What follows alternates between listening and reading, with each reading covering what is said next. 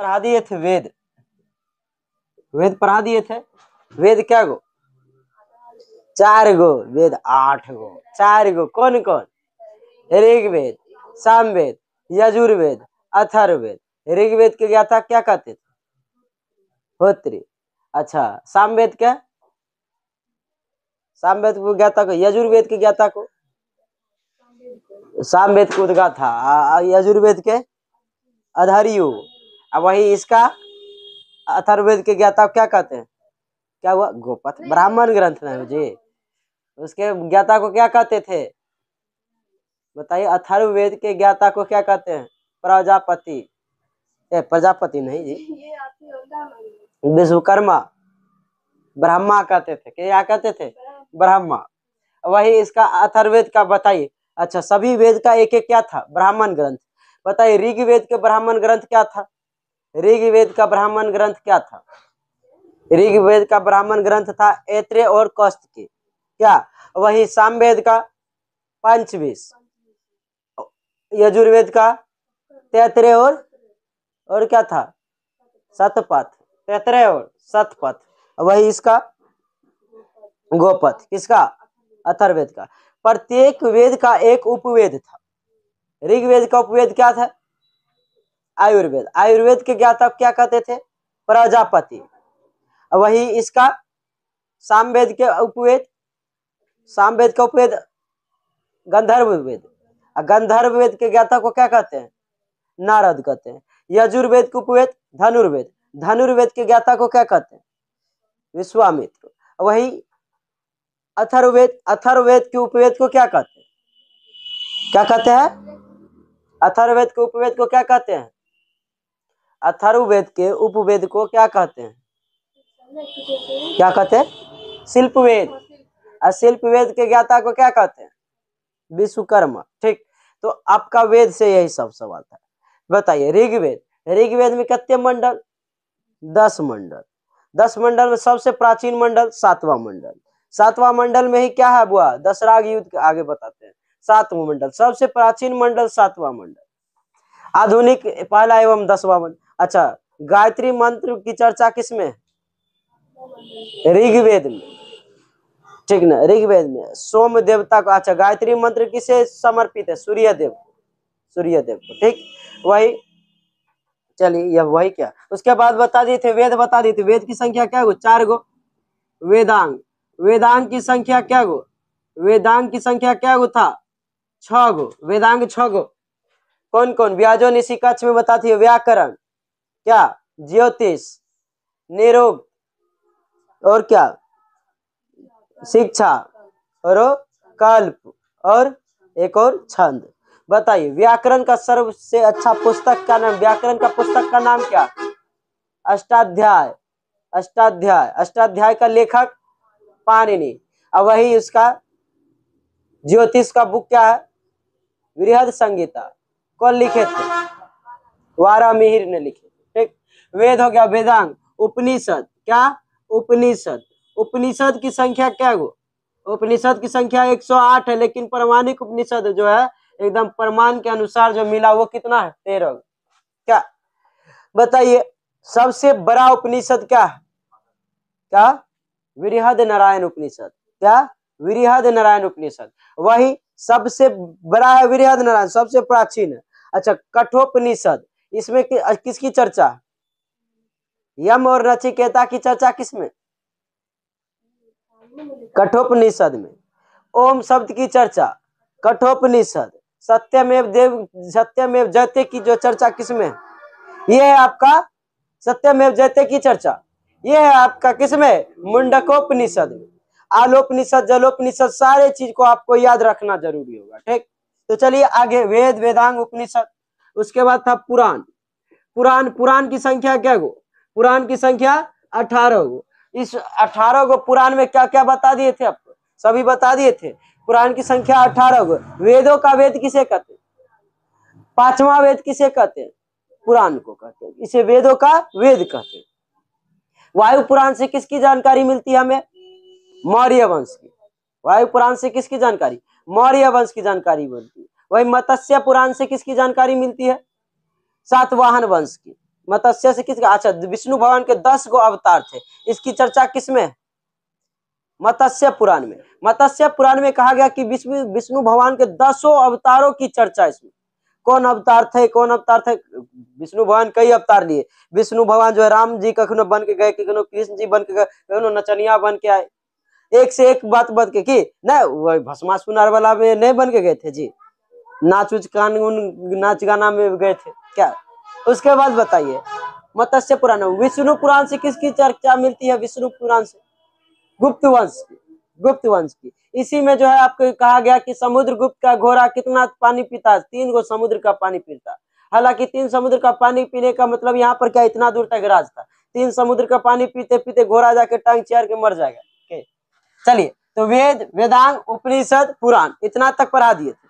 उसके बाद पढ़ाना है बुआ क्या, आपको पढ़ाना है ये महाकाव्य। महाकाव्य, महाकाव्य की संख्या क्या गो? 2 गो। महाकाव्य की संख्या कौन क्या गो बुआ? 2 गो। एगो है महाभारत, एगो रामायण। और पहला रामायण क्या है? रामायण, रामायण है। दूसर का है महाभारत। महाभारत क्या कौन कौन देखे हैं? महाभारत, रामायण नहीं देखे। इसमें कहता है महाभारत, उसमें एगो काल चक्र चलते रहता है एकदम कि मैं हूँ काल चक्र, मैं इससे ये करूंगा, क्या करते रहता है। रामायण, रामायण का रचयिता जो है, रामायण, रामायण का रचयिता हम किसे कहते हैं बुआ? वाल्मीकि जी को कहते हैं। क्या कहते हैं? किनको? वाल्मीकि, वाल्मीकि। अब वही महाभारत के वेद व्यास, किन्हें?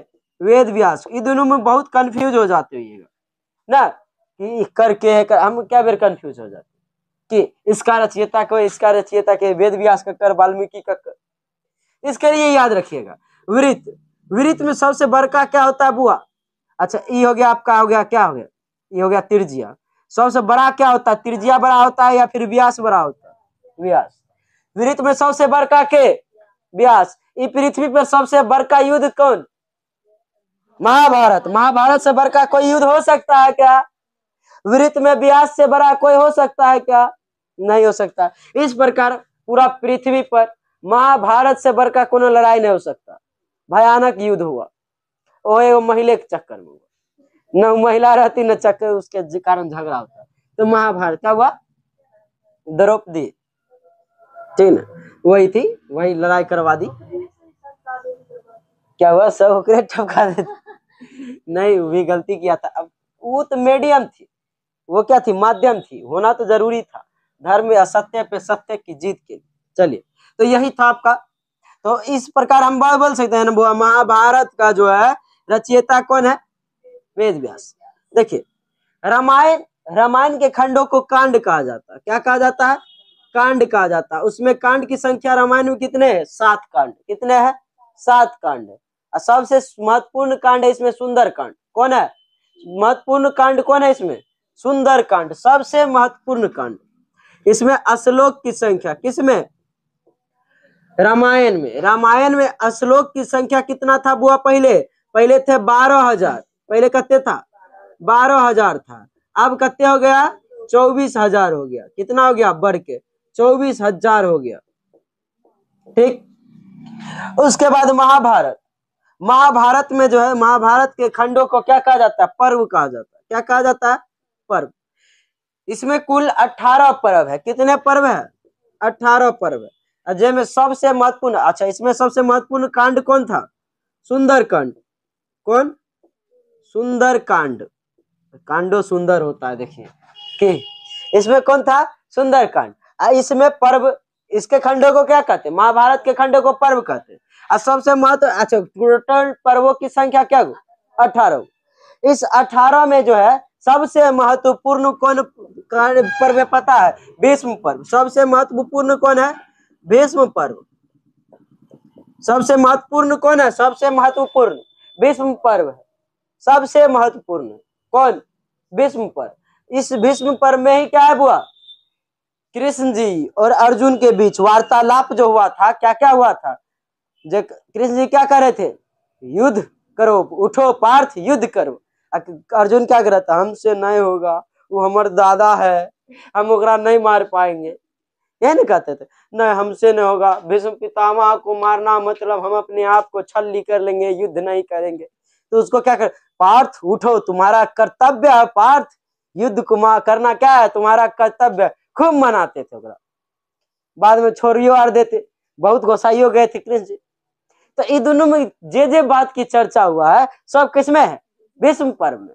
इसीलिए भीष्म पर्व को क्या कहा जाता है बुआ, भीष्म पर्व को क्या कहा जाता है, भागवत गीता। क्या कहा जाता है, भागवत गीता। इसी में बोला गया धर्म अधर्म के बारे में पूरा एकदम पूरा बहुत छार लगा देते हैं कौन, कृष्ण जी, एकदम धुआंधार एकदम उपदेश देते हैं। किसको, अर्जुन को, उठो पार्थ, ये नपुंसकता तुम पे शोभा नहीं देता। क्या एक से एक बात उस पे बोला गया है, बहुत ही चीज बोला गया उसमें। तो भागवत गीता, ये दोनों के बीच कृष्ण एवं जो है अर्जुन के बीच संवाद जो हुआ था, वार्तालाप हुआ था, उसी को क्या कहते, भागवत गीता। एक पुस्तक है भागवत गीता, उसके बीच लिखा गया है सारा चीजों को, युद्ध नहीं करना, कौन अपने हैं कौन पराये हैं, अपने तो अपने होते हैं, सारा चीज उसमें लिखा गया। ठीक, तो चलिए इसमें महाभारत में जो है श्लोक, इसमें जो है श्लोक की संख्या, इसमें श्लोक की संख्या शुरुआत में 8800 था। कितना था बुआ, 8800। अब बाद में बढ़ाकर इसे कितना कर दिया गया, 1 लाख कर दिया गया। जब 8800 था शुरुआत में इसका कितना श्लोक, जिस समय इस महाभारत को क्या कहा जाता था, जय संहिता कहा जाता था। क्या कहा जाता था, जय संहिता, जय संहिता, जय संहिता क्या कहा जाता था, जय संहिता। ठीक ना। अब बाद में 1 लाख हो गया तो भागवत गीता कहा जाता। तो देखिए रामायण और महाभारत ये दोनों का फारसी में भी अनुवाद किया गया। क्या किया गया है, फारसी में अनुवाद किया गया। फारसी मतलब उर्दू ना, उर्दू फारसी, ठीक, इस फारसी में भी अनुवाद किया गया। तो इससे जो है रामायण को फारसी में अनुवाद कौन किया, तो बदायूनी ने, बदायूनी, कौन, बदायूनी ने किया था। फारसी में कौन किया, बदायूनी। महाभारत रामायण को जो है फारसी में अनुवाद कौन किया, अकबर के काल में हुआ था। कौन के करवाया था, अकबर ने फारसी में करवाया था। ये दोनों के जो है क्या करवाया, अनुवाद कराया, ट्रांसलेट, ठीक है ना, ट्रांसलेट करवाया था, किया के तो बदायूनी ने। वही महाभारत के किया, तो महाभारत को जो किया था, महाभारत के किए थे कौन, अब्दुल रहीम खाने खाना, अब्दुल रहीम, बाद में उसका उपाधि है खाने खाना, बैरम खान का बेटा था अब्दुल रहीम। बताइए रामायण का जो है फारसी अनुवाद कौन किया, कौन, बदायूनी ने। वही महाभारत का अब्दुल रहीम। देखिए बदायूनी ने जो था रामायण का जो है फारसी अनुवाद करके उसका नाम भी क्या रखा, रामायण ही रखा। लेकिन ये पगला अब्दुल रहीम इसने इसका नाम बदल दिया, रामायण जो है रामायण का महाभारत का किया था, ये रामायण का जो है महाभारत के करके महाभारत का नाम क्या रख दिया पता है, रज्जम नामा लिख दिया। क्या, रज्जम नामा। इसको जो है फारसी में अनुवादित जो है महाभारत को फारसी में क्या कहते हैं, रज्जम नामा। क्या किया था फारसी अनुवाद, अब्दुल रहीम, और सब अकबर के काल में हुआ। ठीक, तो समझ गए यहाँ पे। बताइए सबसे बड़ा पर्व कौन है, भीष्म पर्व। क्या भागवत गीता कहते हैं भीष्म पर्व को। कितने पर्व है, 18 गो पर्व है। श्लोक की संख्या महाभारत में कहते 8800। अभी कहते हैं 1 लाख। पहले जो बताइए वाल्मीकि जी किसका रचना किए थे, रामायण का। रामायण में ये खंडों को क्या कहते, कांड कहते। कांड की संख्या कहते 7 गो। सबसे महत्वपूर्ण कांड कौन, सुंदर कांड। सबसे महत्वपूर्ण कांड कौन, सुंदर कांड है, सबसे महत्वपूर्ण सुंदर कांड। इसमें श्लोकों की संख्या कितना, पहले 12,000 था, अब 24,000 हो गया। ठीक, तो चलिए आगे हम चलते। तो वेद पढ़ लिए, वेदांग पढ़ लिए, उपनिषद, पुराण, महाकाव्य। अब पढ़ते हैं किसके बारे में, अब पढ़ते हैं हम स्मृति साहित्य के बारे में।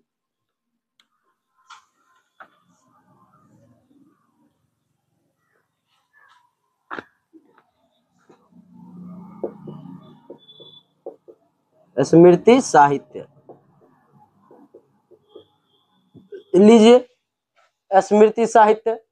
देखिए स्मृति साहित्य की संख्या कितना, 36। स्मृति साहित्य की संख्या 36 गो। इसमें जो है बुआ कई गो स्मृति साहित्य, विष्णु स्मृति साहित्य, विष्णु स्मृति, विष्णु स्मृति और नारद स्मृति, नारद स्मृति। इससे गुप्त काल की जानकारी मिलती है। किससे हुआ? गुप्त वंश की। किससे? विष्णु स्मृति और नारद स्मृति से क्या मिलती है? गुप्त काल की जानकारी मिलती है, गुप्त वंश की जानकारी मिलती है। गुप्त वंश में कौन थे, कितना था, नहीं था, ये था, वो था, सब। वही याज्ञवल्क्य और मनु, ये दोनों का स्मृति जो था, मनु स्मृति, इससे किसकी जानकारी मिलती है? तो मौर्य वंश की। इसका मौर्य वंश की जानकारी मिलता है।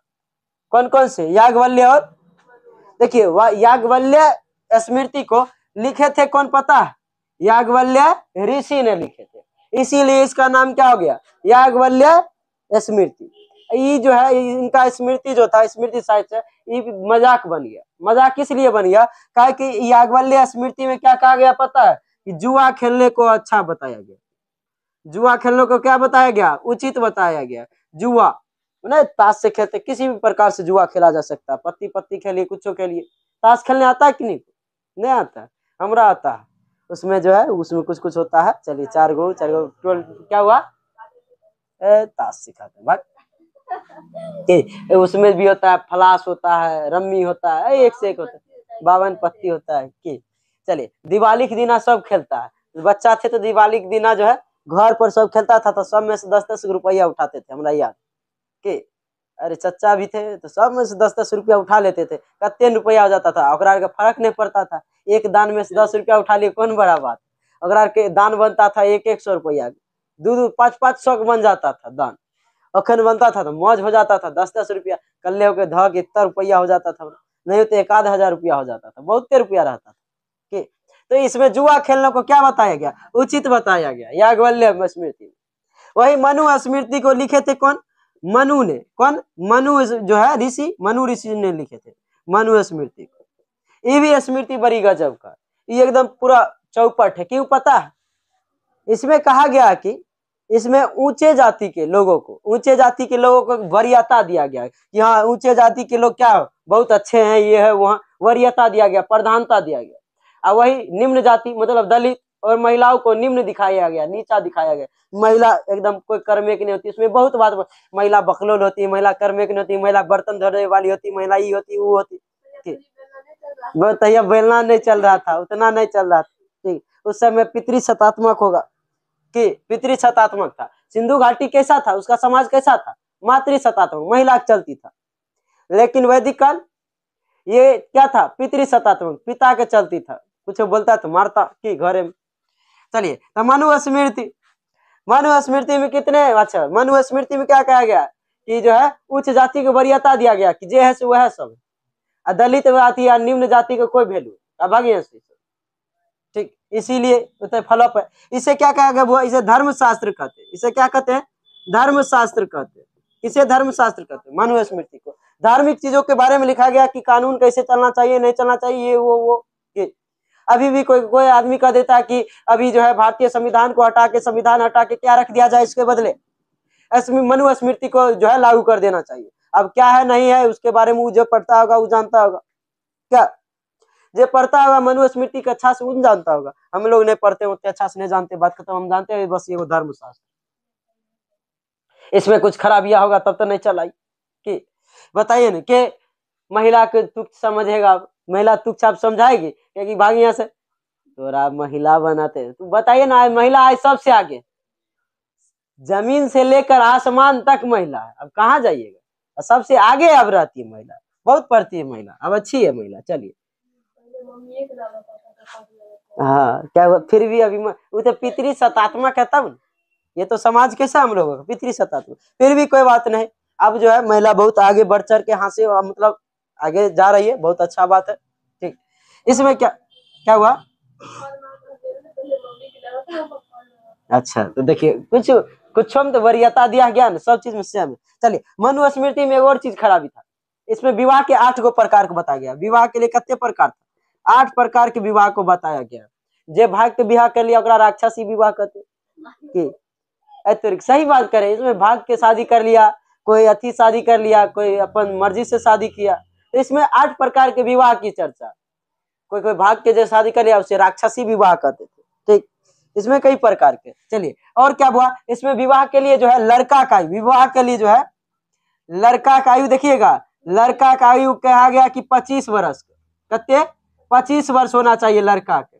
और वही लड़की का लड़की के कहा गया 12। ये कौन मतलब हुआ बताइए, 12 वर्ष के बच्चा बताइए, एक बच्चा होता है सब गोदी में उठा लेता कि अभी नहीं उठा लेती, 12 वर्ष के क्या होती है, एक बच्ची होती है, यह सब प्यार से गोदी में उठा लिया जाता है।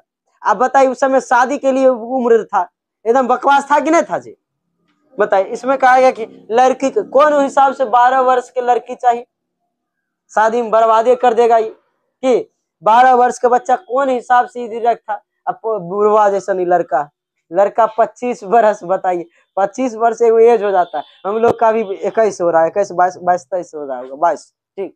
अगर 25 वर्ष मतलब हम लोग 4 वर्ष जाकर बड़ा हो जाता वो तब शादी करता, वो 12 वर्ष की 25, ये गलत था क्या।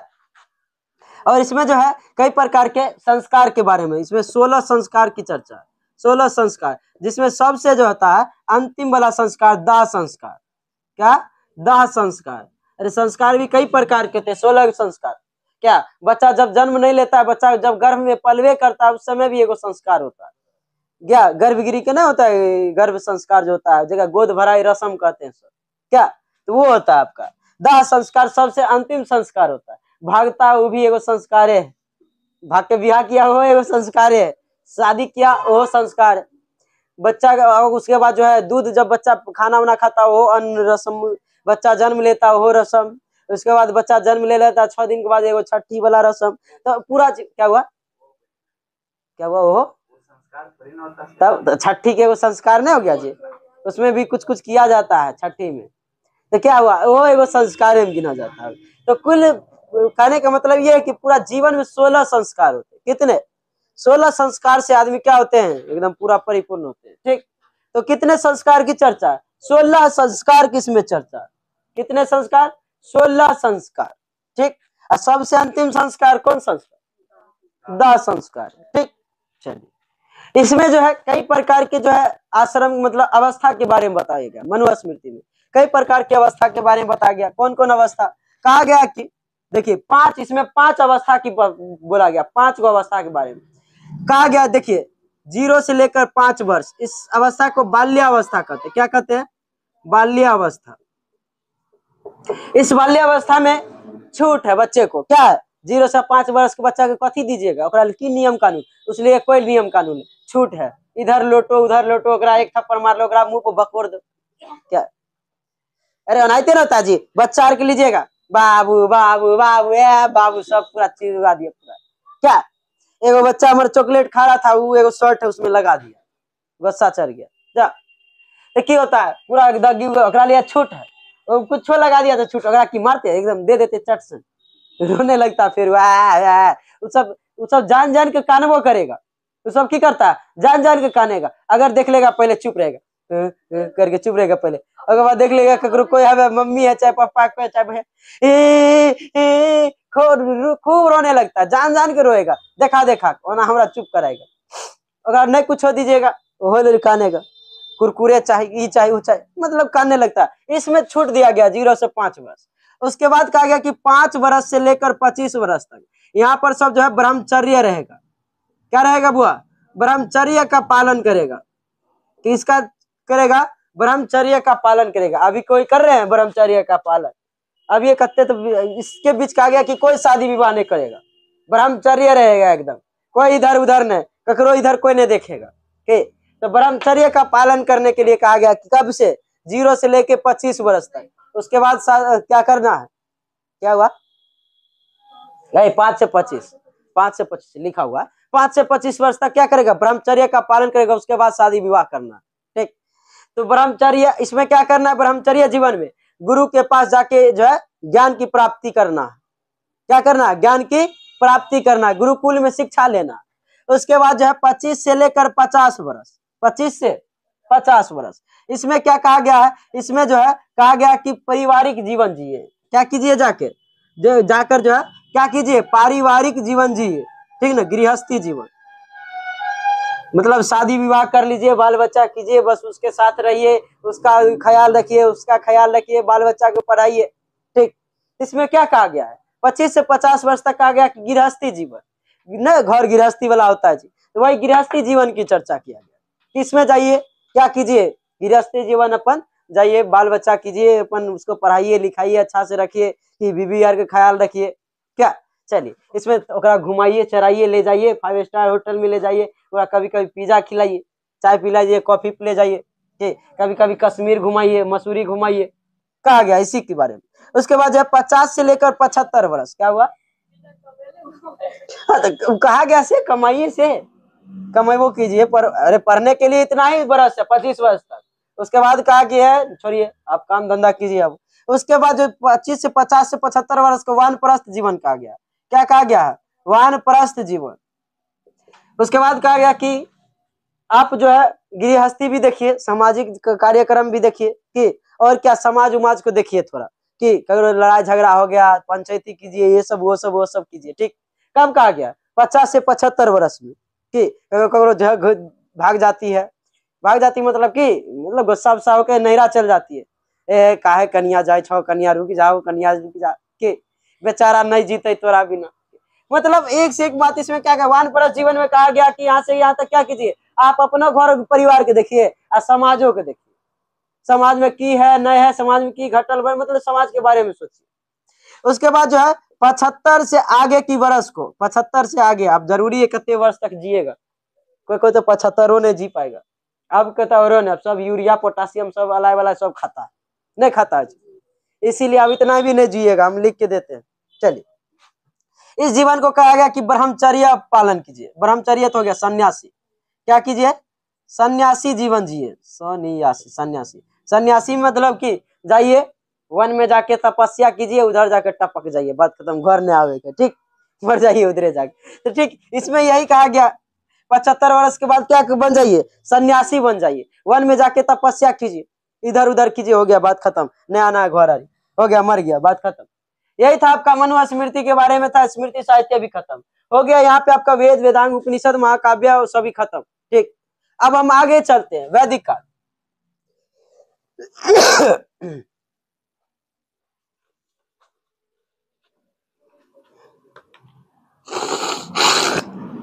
बताइए, मनु स्मृति और याज्ञवल्क्य स्मृति, इस दोनों से किस वंश की जानकारी मिलती है? मौर्य वंश की। और विष्णु और नारद स्मृति से गुप्त वंश, ठीक ना। चलिए आगे चलते हैं, आगे है वैदिक काल। आगे क्या है? वैदिक काल। देखिए वैदिक काल का नाम वैदिक काल क्यों पड़ा? वैदिक काल क्यों पड़ा पता है? क्योंकि इस काल में क्या हुआ था? पूरा वेदों की रचना हुआ, वेदों की रचना हुआ, जिस कारण इस काल को क्या कहते हैं? वैदिक काल कहते हैं। क्या कहते हैं? वैदिक काल। वैदिक काल का जो है आरंभ कहां से कहां तक विस्तार हुआ? तो वो 1500 बीसी से लेकर कहां तक? 600 बीसी तक। देख रहे हैं घट रहा, 2500 से लेकर 1700 तक आए, 1700 के बाद फिर बीच में छोड़ दिए 200 साल, उसके बाद फिर 1500 से 600 ईस्वी तक। यही आपका वैदिक काल। वैदिक काल को भी हम दो भागों में बांटते हैं। वैदिक काल को कितने भागों में बांटते हैं? दो भागों में बांटते हैं। कौन कौन? तो देखिए वैदिक काल दो भागों में। पहला भाग देखिए, पहला भाग है आपका 1500 से लेकर 1000, कहते 1000 बीसी, ठीक ना। इस काल को जो है हम ऋग वैदिक काल कहते हैं। क्यों पता है? तीन को जो वेद है, तीन को वेद कौन कौन? ऋग्वेद, सामवेद और यजुर्वेद। ये तीनों वेद की रचना इसी काल में हुआ था, यहीं तक हुआ था, जिस कारण इस काल को हम क्या कहते हैं? ऋग्वेदिक काल कहते हैं। क्या कहते हैं? अच्छा, तीनों वेदों में सबसे प्राचीन वेद, सबसे बड़का वेद कौन था? ऋग्वेद था, जिस कारण हम इस काल को क्या कहते हैं? ऋग्वेदिक काल कहते हैं। क्या कहते हुआ? ऋग्वैदिक काल। क्या कहते हैं? ऋग्वैदिक काल। और वही इधर 1000 बीसी से लेकर 600 बीसी तक, बिफोर क्राइस्ट, ईसा पूर्व 600 बीसी तक, इसे हम क्या कहते हैं? अच्छा, इसमें जो कौन वेद का रचना हुआ था? इसमें तीन, अच्छा वेद तराई में तीन वेद कौन कौन? ऋग्वेद, सामवेद, यजुर्वेद, वेद तराई में शामिल है। एक वेद तराई में क्या गो? 3 गो। अब वही इसमें, अच्छा वेद तराई में क्या अथर्ववेद शामिल है? नहीं है। आरण्यक केकरा केकरा पास है? आरण्यक किस किस वेद में आरण्यक है? 3 में है, ऋग्वेद, यजुर्वेद, सामवेद में। क्या अथर्ववेद में सामवेद है? नहीं। आरण्यक है? नहीं है। आरण्यक का मतलब होता है जिसकी रचना जंगलों में हुआ था। क्या जंगल में रचना हुआ था? देखिए इस समय जो समाज था पूरा एकदम ग्रामीण था, इधर जो समाज था धीरे धीरे शहरी की ओर जा रहा था, और अथर्ववेद की रचना इसी काल में हुआ था। तो बताइए इसमें ऋग्वेद की रचना हुआ था ऋग्वेदिक काल, अथर्ववेद की रचना हुआ था अथर्ववेदिक काल? नहीं, इसको हम क्या कहते हैं? उत्तर वैदिक काल। क्या कहते हैं? उत्तर वैदिक काल। उत्तर वैदिक काल क्या कहते हैं बुआ? उत्तर वैदिक काल कहते हैं। क्या कहते हैं? उत्तर वैदिक काल कहते हैं। इसे ऋग्वैदिक काल, इसे उत्तर वैदिक काल कहते हैं। ठीक, तो चलिए वैदिक काल को पढ़ते हैं। वैदिक काल का निर्माता जो है आर्य लोग को कहते हैं। क्या किसे कहते हैं? आर्य। ये आर्य कौन थे? तो आर्य जो थे कहां से आए थे? ये सब मध्य एशिया से आए थे। कहां से आए थे? मध्य एशिया। जो वर्तमान के अभी देखिएगा तो अफगानिस्तान, उज्बेकिस्तान, ये वाला है। आर्य कहां से आए थे? देखिए, और निर्माता किसे कहते हैं? वैदिक काल के निर्माता। निर्माता, वैदिक काल के निर्माता हम किन्हें कहते हैं? देखिए लोहे का खोज जो है, लोहे का खोज इसी वर्ष हुआ था 1000 BC में। कब हुआ था लोहा का खोज? अच्छा 1000 BC। तो कौन काल पूछ देगा? कौन काल में? तो उत्तर वैदिक काल। लोहे का खोज कब हुआ था? उत्तर वैदिक काल में हुआ था। लोहे का खोज उत्तर वैदिक काल। ठीक, वही। अच्छा बताइए तो कांसे का खोज किसमें हुआ था? तांबा का खोज, तांबा का खोज। पत्थर का बताइए, पत्थर का खोज हुआ था पाषाण काल में, जिस कारण उसे पाषाण काल कहते हैं, स्टोन एज कहते हैं। वही अगर तांबे का खोज भी उसी काल में हुआ था। कौन काल? ताम्र पाषाण काल में हुआ। ठीक ना, एकदम अंतिम पाषाण काल था। वही उसके बाद जो है सिंधु सभ्यता में कथी खोज हुआ था? कांसे का खोज हुआ था। कांसा, कांसा, टीन और सीसा, सीसा करें ये टीन और तांबे, तांबा और टीन के मिश्रण को क्या कहते हैं? कांसा कहते हैं। ठीक ना, तो कांसे का खोज हुआ तो उसे कांस्य युग कहते थे। और देखिए पाषाण युग, कांस्य युग, और उसके बाद इसमें लोहा का खोज हुआ था उत्तर वैदिक काल में। ठीक, इस कारण उत्तर वैदिक काल को क्या कहते हैं? लौह युग कहते हैं। ठीक, तो चलिए वैदिक काल। वैदिक काल के निर्माता हम किन्हें कहते हैं? आर्य को कहते हैं। आर्य कौन थे? आर्य कहां से आए थे? तो मध्य एशिया से। आर्य जो थे, आर्य वो लोग भाषा जो बोलते थे, उनकी भाषा जो था, उनकी भाषा क्या था बुआ? उनकी भाषा संस्कृत था। क्या था? आर्य की भाषा संस्कृत था। आर्य की भाषा कैसी थी? संस्कृत भाषा। वो संस्कृत बोलते थे। वो भारत में आए थे। कहां से आए थे? मध्य एशिया। और कहां में आए थे? तो देखिए पंजाब और हरियाणा वाला क्षेत्र में आए थे। पंजाब और हरियाणा में। पंजाब और हरियाणा में 7 को जो है नदियों का देश है, 7 को नदी बहता है। ठीक ना, जिस कारण पंजाब और हरियाणा को क्या कहते हैं? सप्त सैंधव प्रदेश कहते हैं। क्या कहते हैं बुआ? सप्त सैंधव प्रदेश। सप्त सैंधव प्रदेश। कहां में आए थे? तो सप्त सैंधव प्रदेश में। सप्त सैंधव नाम क्यों है इसका? क्या कि 7 को नदी बहता था। पंजाब 5 नदियों का भूमि को कहते हैं पंजाब, और 2 हरियाणा। ठीक है, 5 2 7, 7 को सैंधव का प्रदेश, जिसे क्या कहते हैं? सप्त सैंधव प्रदेश। इसी के लिए वहां पे जितनी भी नदी थी सब के सब सिंधु नदी से मिलती थी, इसीलिए तो सिंधु सभ्यता नामों पर आता ना। ठीक, तो चलिए यहाँ पर क्या है? सप्त सैंधव प्रदेश में आए थे, पंजाब और हरियाणा वाला क्षेत्र में। और वो लोग कैसी भाषा बोलते थे? संस्कृत। संस्कृत जो है ये किसकी भाषा है? देवताओं की भाषा। क्या है? देवताओं की भाषा। जिस कारण आर्य लोग जो है, जिस कारण आर्य लोग जो है बुआ अपने आप को श्रेष्ठ मानते थे। क्या मानते थे? श्रेष्ठ मानते थे। और आर्य कहते थे हम लोग आर्य हैं, क्या? श्रेष्ठ। और वही जो जिसको संस्कृत नहीं आता था उसे क्या कहते थे? अनार्य। संस्कृत जिसे नहीं आता था उसे क्या कहते थे बुआ? अनार्य कहते थे। तो भारत के मूल निवासी जो भी थे उनको संस्कृत नहीं आता था। उनको क्या आता था? संस्कृत नहीं आता था, जिस कारण इसे हम क्या कहते थे? यहाँ के मूल निवासी को क्या कहते था? वो लोग, ये लोग अनार्य है। ये सब क्या है? अनार्य है। मतलब कि अनार्य ना, अनार्य है मतलब अनार्य है, मतलब के नहीं आता संस्कृत। तो वो सब जो है संस्कृत का विस्तार करना चाहा। क्या चाहा? संस्कृत का सोचा कि पूरा भारत में हम लोग क्या कर दे? संस्कृत को बढ़ावा दे, पूरा भारत में संस्कृत को फैला दे। क्या कर दे? पूरा संस्कृत को क्या कर दे? पूरा फैला दे। तो इसको जो है पूरा संस्कृत को पूरा भारत का आर्यकरण करने के लिए, क्या करने के लिए बुआ? आर्यकरण मतलब संस्कृत सिखाने के लिए, आर्यकरण करने के लिए इसने क्या किया? पूरा समस्त भारत में क्या चलाया? संस्कृत को कहा कि पूरा भारत को सिखाया जाएगा। तो उत्तर भारत, देखिए भारत दो प्रकार का है ना, दो मतलब एगो उत्तर एगो दक्षिण में। तो उत्तर भारत में जो है, उत्तर भारत का आर्यकरण करने का जिम्मेवारी किसको दिया गया, और दक्षिण भारत में किसको दिया गया? दक्षिण भारत में अगस्त ऋषि को दिया गया। किसको? अगस्त ऋषि को।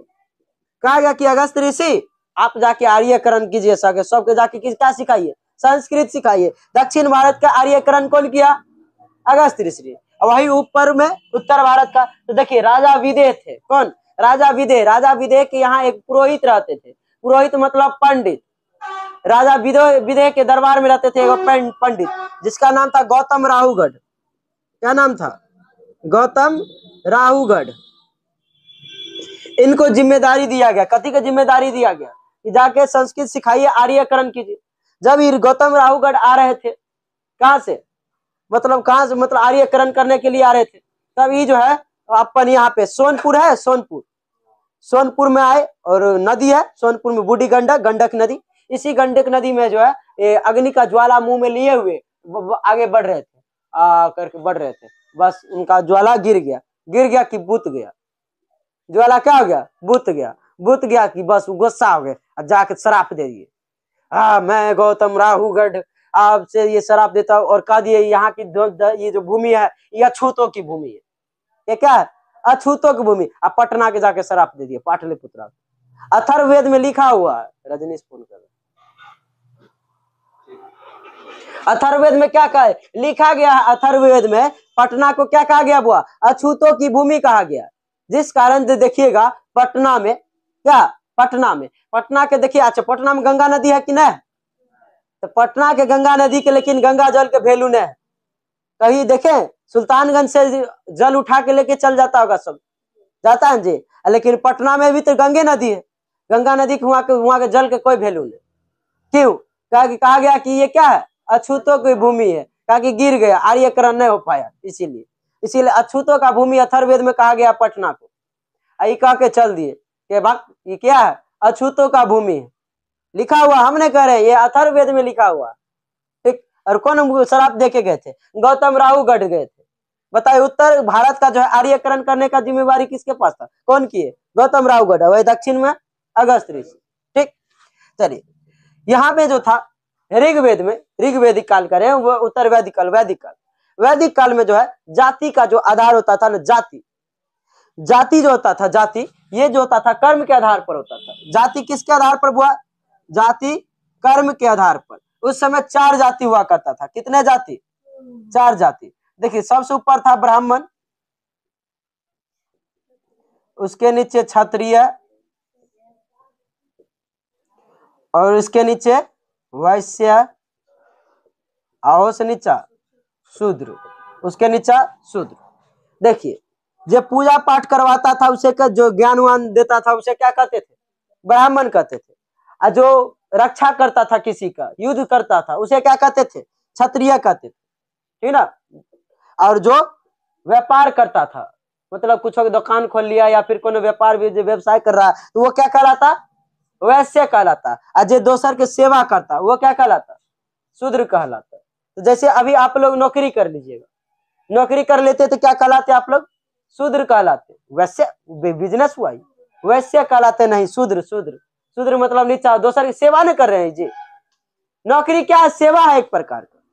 नौकरी क्या है? लोक सेवा आयोग, क्या बिहार लोक सेवा आयोग, भारतीय लोक सेवा आयोग की है ना जी। तो नहीं तो जो है इस सेवा करते थे किसी का, तो वो शूद्र। अगर आप कुछ खरीद के बिक्री करते, सुइया बेचते, कुछ बेचते, तो किस में आ जाते? वैश्य में। अगर वही आप युद्ध करते, सेना में बहाली हो जाती, सेना में चल जाइएगा, तब सेना में जाइएगा तो क्षत्रिय कहलाते, आप रक्षा नहीं कर रहे हैं। ठीक। वही आप में से कोई पढ़ाने लगिएगा तो किसी को शिक्षा देने लगे तब ब्राह्मण कहलाते। ठीक। जैसे तो ब्राह्मण, क्षत्रिय, वैश्य और शूद्र। तो जाति का आधार जो होता था, जाति का जो निर्धारण जो होता था किसके आधार पर? कर्म के आधार पर। जे काम करता था वो जाति हो जाता था। तो इससे एक घर में 4-4 गो जाति देखने को मिलता था। कोई डॉक्टर है तो सेवा कर रहा, कि सेवा कर रहा तो शूद्र हो जाता था। कोई वह घर में व्यापार कर रहा था वैश्य हो जाता था। वह घर में परवे कोई काम कर रहा था या फिर तो वो हो जाता था ब्राह्मण। और कोई उसी में आर्मी में चल जाता था तो क्या हो जाता था? क्षत्रिय। एक घर में 4-4 गो जाति देखने को मिलता था। किसमें? वैदिक काल में। लेकिन यही उत्तर वैदिक काल में इसका जो है वंश के आधार पर होने लगा। क्या होने लगा? वो देखिए, मुख का तुलना जो है, मुख का तुलना किससे किया गया?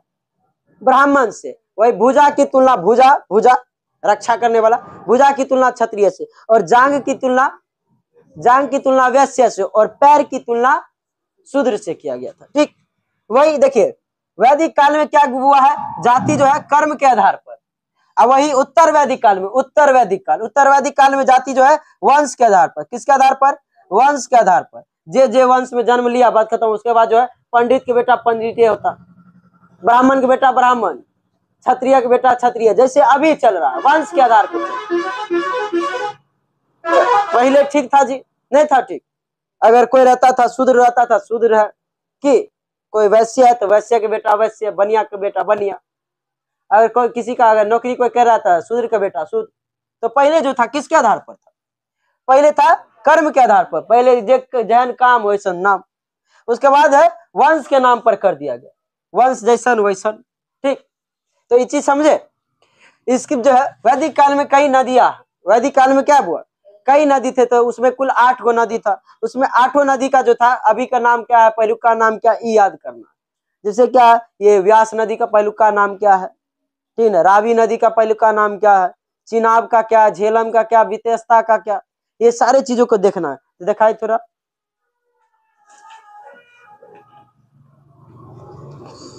चलिए। अच्छा, इससे पहले वो चीज बताते हैं। देखिए इस काल में जो है मुख्य काम क्या होता था पता है? इस काल में जो है लोगों का मुख्य काम क्या था पता है? गाय पालना। क्या? गाय पालना। जे जत्ते गाय पालता था ना इस काल में, किसमें? वैदिक काल में। जे वैदिक काल में जे जत्ते गाय पाया वो पालता था, वो उतने अमीर होता था।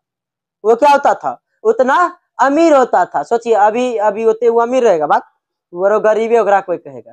गाय पाल रहा है, देख ना गाय पाल रहा है, मतलब कोई वैल्यू नहीं है। और उस समय में जे जत्ते गाय पालता वो उतने अमीर, सोचिए बहुत अमीर होता था। और मतलब समृद्ध उसे माना जाता था। हाँ, ये एकदम भरल पूरल है, समृद्ध। अभी नौकरी जो समृद्ध है, लेकिन पहले जो गाय पालता था वो क्या होता था? समृद्ध कहलाता था, एकदम पूरा समृद्ध है क्या। अब पहले गाय पर था। और क्या था उस समय? राजा का काम क्या था? वो राजा का काम था कि गाय का खोजना। जैसे कगरो गाय हेरा गया तो राजा का काम था कि ओकरा खोज के देगा, गोविष्टि काम करना। राजा का काम क्या था? राजा का काम था गोविष्टि करना। आज आप तो नहीं जाइए मुखिया के पास, हमारा भैंस हेरा गया, हमें की जानते हो भैंस कैसे। भैंस में तो और कंफ्यूजन है, सबको भैंस कारी होता। क्या बकरी हेरा गया कि कहेगा भाग यहाँ से, तो अरे गाय खोजे ले हम जाते। गाय, अच्छा गाय में एगो चीज ठीक रहता है, गाय पहचान लीजिएगा ये हमर गाय। लेकिन भैंस के ना पहचानता हुआ पते नहीं चलता। भैंस पते नहीं चलता कि ज्योति का यहाँ भैंस है। नहीं, पहले था, कगरन था, पहले था आपके पास भैंस। भैंस में क्या ना पता चलता है? पते नहीं चलता। अरे भैंस पर हम बैठ के घूमे हुए, बैठ के घूमे थे पूरा, काते एकदम चलो नहीं कहता चलो, तो वह कहता चलो। तो चलिए बैठ पे घूमे हुए, पानी में एकदम तैरे हुए भैंस के साथ। अब मजा से भैंस हार जाके एकदम मजा से तैरते रहता। क्या हुआ? नहीं डूबता। हाँ, गाय डूब जाता, गाय के बुझे नहीं आता, गाय एकदम मूर्ख होता है। देखिए भैंस का आर्किमिडीज का सिद्धांत पता है, भैंस का जो है ना आर्किमिडीज का सिद्धांत पता है। और आप पता है कि हम अपन जो है वजन से ज्यादा क्या देंगे? पानी हटा देंगे तो क्या हो जाएंगे? हम तैर जाएंगे। तो ओकरा भैंस का आर्किमिडीज का सिद्धांत पता है, लेकिन गाय के नहीं पता। ठीक, रुकिए। तो राजा का काम क्या था? गोविष्टि करना, गाय के खोज करना था। ठीक, और इसे जो है उस काल में सबसे काम था। और अच्छा, और क्या था? वो गाय का अगर कोई मृत्यु मार देता था, जना गाय के अगर आप हत्या कर दिए तो आपको मृत्यु दंड दे दिया जाता। इतने पुण्य माना जाता था किसको? गाय को। उस समय अर्थव्यवस्था का मुख्य आधार क्या था? कृषि एवं पशुपालन। वही सिंधु सभ्यता में क्या था? सिंधु सभ्यता में कृषि एवं व्यापार था, इसमें कृषि एवं पशुपालन था। ठीक है ना, तो रहने देते इतना ही, ठीक ना, और कर ले।